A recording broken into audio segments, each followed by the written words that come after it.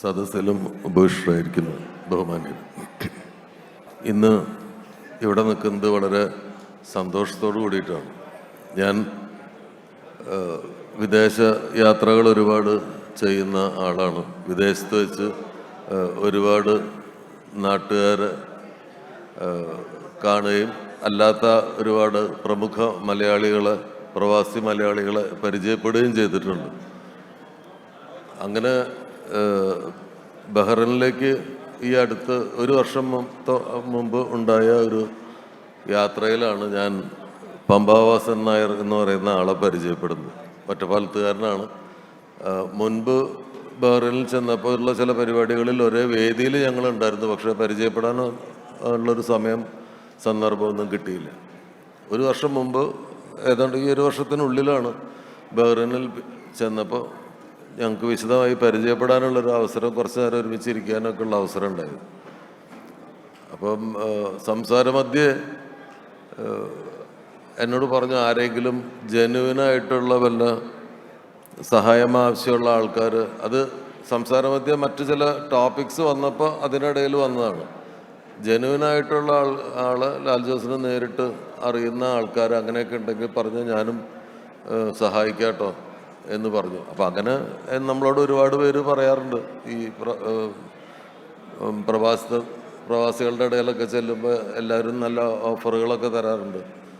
അതിന് അത്ര തന്നെ ഗൗരവം നമ്മൾ കൊടുക്കാറുള്ളൂ. പക്ഷെ തിരിച്ച് നാട്ടിൽ വന്നതിന് ശേഷം ഒരു റിയൽ ഇഷ്യൂ, ഞങ്ങളുടെ ഒരു സഹപ്രവർത്തകന്, മരിച്ചുപോയ ഒരു സഹപ്രവർത്തകൻ്റെ മകൾക്ക് ഒരു വിദ്യാഭ്യാസം കണ്ടിന്യൂ ചെയ്യുന്നതിനൊരു കുറച്ച് വലിയ തുക ആവശ്യമുണ്ടായിരുന്നു. അപ്പം ഈ സഹപ്രവർത്തകൻ മരിച്ച സമയത്ത് ആ കുടുംബത്തിന് വേണ്ടിയിട്ട് ഞങ്ങൾ എല്ലാവരും ഒരു വലിയ പിരിവ് എടുത്ത് കഴിഞ്ഞിരുന്നതുകൊണ്ട് വീണ്ടും ആരോടും ചോദിക്കാൻ പറ്റാത്തൊരവസ്ഥയായിരുന്നു. അപ്പം ഞാൻ എന്നാൽ കഴിയുന്നതും, പിന്നെ എൻ്റെ ഒന്ന് രണ്ട് സുഹൃത്തുക്കൾ ഞങ്ങളാൽ കഴിയുന്ന കൊടുത്തു. പക്ഷെ അത് തികയാതെ വന്നു. ആ സമയത്താണ് ഞാൻ പെട്ടെന്ന് ഇങ്ങനെ ബഹ്റൈനിൽ വെച്ച് പരിചയപ്പെട്ട പമ്പാവാസൻ നായർ പറഞ്ഞ കാര്യം ഓർത്ത് ഞാൻ ഒരു വാട്സപ്പിൽ ഒരു മെസ്സേജ് അയച്ചു. താങ്കൾ അന്ന് പറഞ്ഞിരുന്നത് സീരിയസ് ആയിട്ടാണെങ്കിൽ ഇങ്ങനെ ഒരു ജെനുവിൻ കേസുണ്ട്, ഇതാണ് വിഷയം, കഴിയുന്നത് ചെയ്യുക എന്ന് പറഞ്ഞിട്ട് ഞാനൊരു മെസ്സേജ് അയച്ചു. തിരിച്ച് എനിക്ക് മറുപടി വന്നത് ഒരു ബാങ്ക് സ്ലിപ്പാണ്. അതായത് ആ കുട്ടിക്ക് ബാക്കി ആവശ്യമുള്ള മുഴുവൻ തുകയും ട്രാൻസ്ഫർ ചെയ്തിട്ടുള്ളതിൻ്റെ ഒരു സ്ലിപ്പാണ് വന്നത്. അപ്പോൾ അപ്പോഴാണ് എനിക്കൊരു കാര്യം ആദ്യമായിട്ട് മനസ്സിലായത്. പമ്പാവാസൻ നായരുടെ ബിസിനസ്സും വ്യവസായങ്ങളും ഒക്കെ വളർന്നു വലുതായത് ദൈവത്തിന് മറ്റൊരു ഉദ്ദേശം കൂടി ഉള്ളത് കൊണ്ടാണ്. ഈശ്വരന് പ്രിയപ്പെട്ട ആളുകൾക്ക് വേണ്ട പണം പമ്പാവാസൻ നായർ സൂക്ഷിക്കാൻ ഏൽപ്പിച്ചിരിക്കുകയാണ്. അപ്പോൾ വിശ്വസിച്ച് സൂക്ഷിക്കാൻ ഏൽപ്പിക്കാൻ കഴിയുന്ന ആളുകളുടെ കയ്യിൽ ഈശ്വരൻ വീണ്ടും വീണ്ടും പണം കൊടുക്കും. അവരുടെ കയ്യിൽ എപ്പോഴും സമ്പത്ത് ഉണ്ടാകും. കാരണം ദൈവത്തിനറിയാം അത് തൻ്റെ പ്രിയപ്പെട്ടവർക്ക് വേണ്ടി അവർ ചെലവാക്കാൻ ഉപയോഗിക്കും. ഇത് അവരുടെ പണമാണെന്ന് മനസ്സിലാക്കിയിട്ട് അത് ഉപയോഗിക്കുമെന്നറിയാം. അത്തരം ആളുകളുടെ കയ്യിലാണ് ഈശ്വരൻ സമ്പത്ത് നൽകുക. അങ്ങനെ ഒരാളെ പരിചയപ്പെടാൻ കഴിഞ്ഞതും, കുറേ വൈകി പരിചയപ്പെടാൻ കഴിഞ്ഞതിലും, ഇന്ന് ഈ 50 കുടുംബങ്ങൾക്ക് വീട് വെച്ച് കൊടുക്കുക എന്നുള്ള പദ്ധതിയുടെ ഭാഗമായിട്ട് സംസാരിക്കാൻ കഴിഞ്ഞതിലും എനിക്ക് വലിയ സന്തോഷം.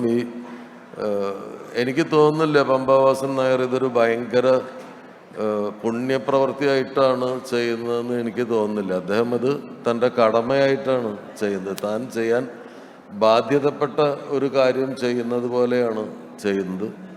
അതുകൊണ്ട് തന്നെ ഈ സഹായം സ്വീകരിക്കുന്നവർക്ക് ഒട്ടും എന്താ പറയേണ്ട ഒരു അത് സ്വീകരിക്കുന്നതിലൊരു മടി തോന്നേണ്ട കാര്യമല്ല.